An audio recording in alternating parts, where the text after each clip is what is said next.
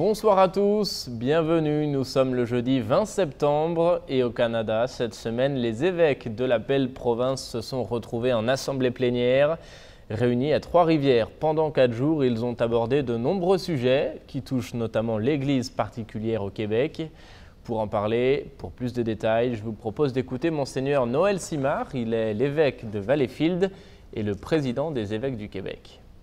Eh bien, dans un premier temps, nous avons eu un groupe de 4 spécialistes qui sont venus nous parler de l'éducation à la sexualité et à l'amour.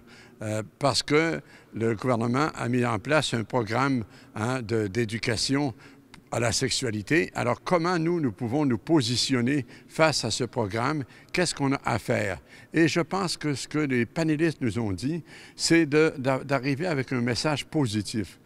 Ça ne sert à rien d'être alarmiste et de paniquer face à des positions qui ne sont pas conformes à la pensée de l'Église, mais surtout de voir qu'est-ce qu'on peut faire pour aider les catéchètes, pour aider les parents dans nos paroisses qui ont besoin de soutien et d'éclairage, afin que la belle pensée de l'Église sur la sexualité, comme avec la théologie du corps, puisse vraiment les aider et comment les accompagner. Nous avons eu aussi la joie d'accueillir le patriarche copte catholique d'Alexandrie, qui est venu nous parler de la situation des coptes catholiques en Égypte.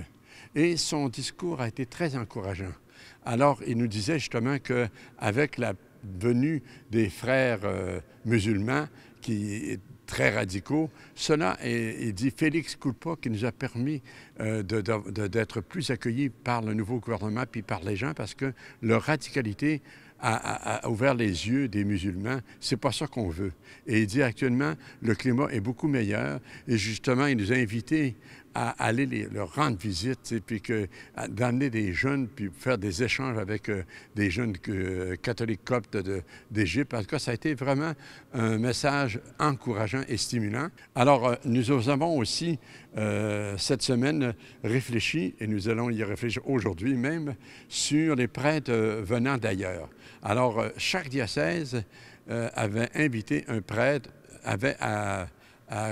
inviter un prêtre pour venir participer à cette session où nous allons réfléchir sur les moyens pour accompagner et accueillir les prêtres qui arrivent, puis aussi pour les soutenir une fois qu'ils sont là, parce que c'est pas tout de les aider et puis de les accueillir, mais comment les accompagner tout au long de leur ministère ici au Québec, face aussi à ce changement de culture qu'ils ont à vivre et face aussi à leur mentalité.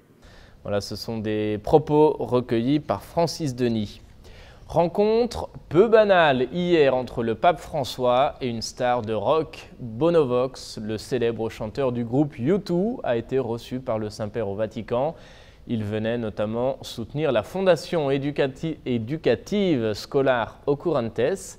L'artiste a qualifié cette rencontre de coup de foudre. On regarde un résumé. Cette rencontre avec le pape était un coup de foudre, a estimé Bono Vox. Le leader du groupe de rock U2 était ici pour apporter son soutien à la mission éducative de la fondation Scholas Occurrentes, une organisation qui opère pour la formation et le développement des enfants et des jeunes du monde entier.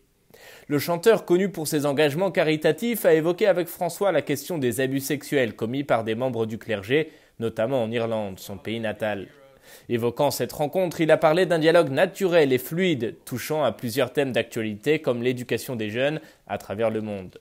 Les deux hommes ont enfin abordé la question de l'environnement. Le pape François est un homme extraordinaire dans ces temps extraordinaires, a conclu l'artiste.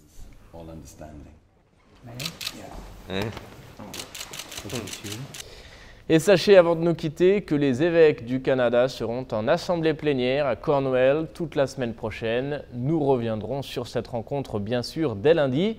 D'ici là, je vous souhaite à tous une très belle soirée. À bientôt.